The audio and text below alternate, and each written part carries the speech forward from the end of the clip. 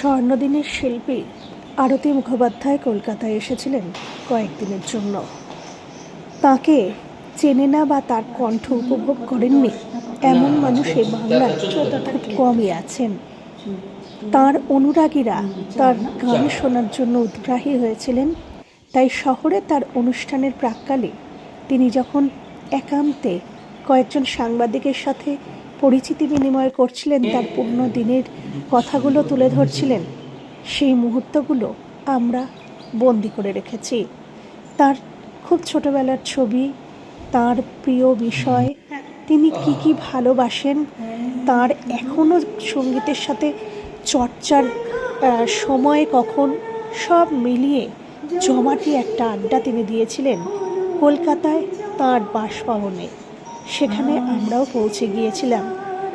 তাঁর কণ্ঠে দুকলি গানও তিনি শোনালেন একেবারে কোনো বাদ্যযন্ত্র ছাড়া।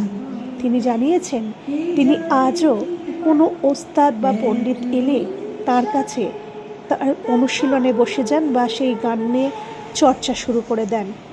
তিনি কখনো ভোলেননি কলকাতায়।